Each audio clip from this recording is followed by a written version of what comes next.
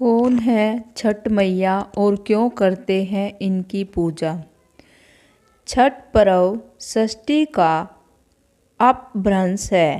कार्तिक मास की अमावस्या को दिवाली मनाने के 6 दिन बाद कार्तिक शुक्ल को मनाए जाने के कारण इसे छठ कहा जाता है।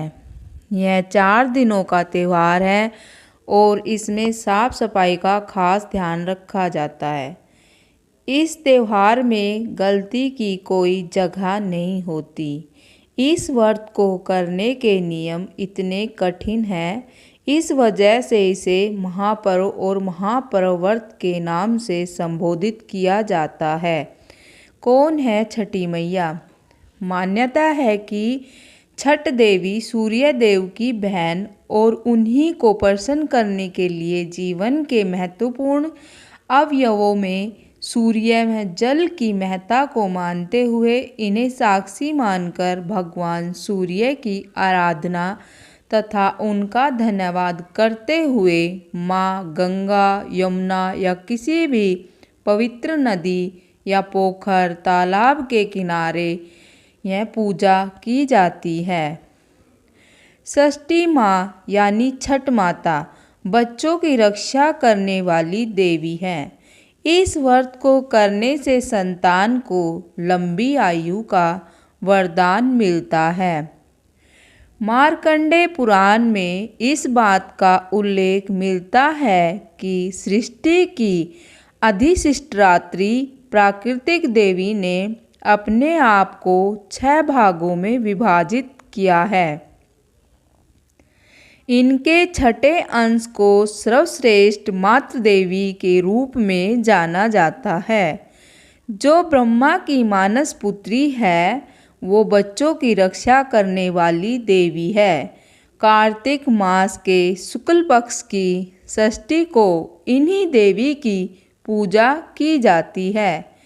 शिशु के जन्म के 6 दिनों बाद इन्हीं देवी की पूजा की जाती है। इनकी प्रार्थना से बच्चों को स्वास्थ्य, सफलता और दीर्घायु होने का आशीर्वाद मिलता है।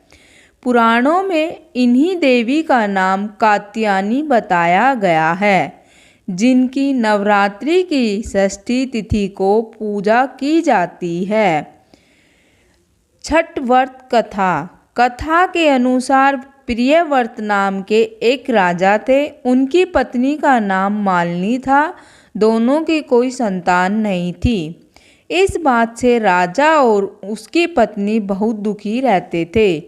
उन्होंने एक दिन संतान प्राप्ति की इच्छा से महर्षि कश्यप द्वारा पुत्रेष्टि यज्ञ करवाया।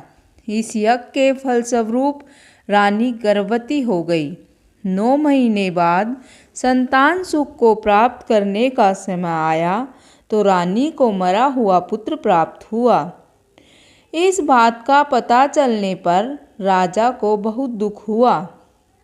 संतान शोक में वह आत्महत्या का मन बना लिया, लेकिन जैसे ही राजा ने आत्महत्या करने की कोशिश की, उनके सामने एक सुंदर देवी प्रकट हुई। देवी ने राजा को कहा कि मैं षष्ठी देवी हूँ, मैं लोगों को पुत्र का सौभाग्य प्रदान करती हूँ। इसके अलावा जो सच्चे भाव से मेरी पूजा करता है, मैं उसके सभी प्रकार के मनोरथ को पूर्ण कर देती हूँ। यदि तुम मेरी पूजा करोगे तो मैं तुम्हें पुत्र रत्न प्रदान करूँगी। देवी की बातों से प्रभावित होकर राजा ने उनकी आज्ञा का पालन किया।